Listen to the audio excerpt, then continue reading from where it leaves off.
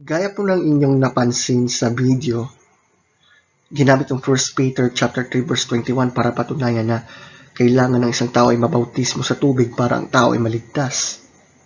Pero, is it true? Alam nyo kasi, isa ang 1 Peter 3 verse 21 sa mga proof text kasi merong nakatala na baptism now saves you. Pero yun ba ang punto ni Apostol Pedro? Alam natin lahat na ang kaligtasan ay sa pamamagitan lamang ng biyaya ng Diyos. Sa pamamagitan ng pananampalataya sa ating Panginoong Hesus at sa kanyang ginawa sa krus ng Kalbaryo. Ukol naman sa born-again experience, it was not even talking about water baptism, but it's talking about the work of the Holy Spirit to the life of someone who accepts Christ. Kaya nga kung titignan naman natin talaga yung konteksto, itong 1 Peter chapter 3 verse 21, hindi po tinutukoy yung aktual na tubig ng bautismo. You know what? Kung makikita natin yung sinasabi doon na not the removal of dirt from the flesh, but an appeal to God for a good conscience. Well, bagamat masasabing kinokonekta ni Pedro yung baptism sa kaligtasan, it's not the act of being baptized that is referring to, which is not the removal of dirt from the flesh. Being immersed in water does nothing but wash away dirt.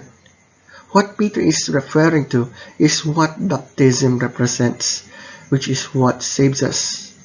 Yan yung sinasabi na an appeal to God for a good conscience through the resurrection of Jesus. Sa madaling sabi, Peter is simply connecting baptism with belief. It's not the getting wet part that saves, but the appeal to God for a clear conscience, which is signified by baptism that saves us. So the appeal to God always comes first. First, belief and repentance, that we are baptized to publicly identify ourselves with Christ. Kaya kung mapapansin natin, gaya ng punto ni Dr. Kenneth West, na siyang author ng Word Studies in the Greek New Testament, sabi niya, water baptism is clearly in the apostle's mind, not the baptism by the Holy Spirit, for he speaks of the waters of the flood as saving the inmates on the ark, and in this verse, of baptism saving believers, but he says that it saves them only as a counterpart. That is, water baptism is the counterpart of the reality, salvation. It can only save as a counterpart, not actually. Kaya nga, yung punto dito ni Apostol Pedro, water baptism is the outward testimony of the believer's inward faith. Kumbaga, yung water baptism na yan ay naglalarawan sa kung ano talaga yung nangyari inside. Sorry my friends, Peter is careful to inform his readers that he is not teaching baptismal regeneration. No. Baptism, Peter explains, does not wash away the filth of the flesh, either in a literal sense as a bath for the body. Take note, ang focus doon ay ang muling pagkabuhay ng Panginoon, hindi po yung tubig. Kaya nga, kung mapapansin natin, totoo, mahalaga ang bautismo.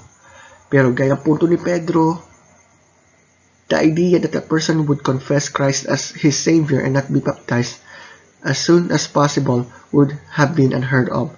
Therefore, it's not surprising that Peter would see baptism as almost synonymous with salvation. Yet, Peter makes it clear in this verse that it's not the ritual itself that saves, but the fact that we are united with Christ in his resurrection through faith. The pledge of a good conscience toward God through the resurrection of Jesus Christ. So, 1 Peter 3:21 is not really about being baptized to be saved at all.